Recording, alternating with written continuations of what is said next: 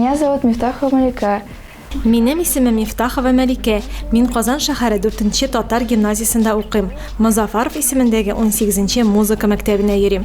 8-нче ел домбра классында укыйм.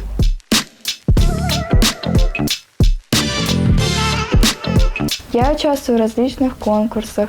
Төрле конкурсларда катнашып, җиңүләр яулыйм. Укытучым Альбина Никифорова.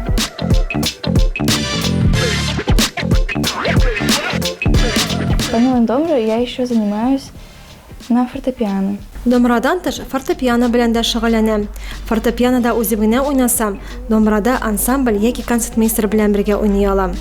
Мин сандугач һәм домбра стайл ансамбленә йөрим. Хәзер мин сезгә Рөстәм Абязов эшкәртүендәге Алмагачлар кин уйныйм.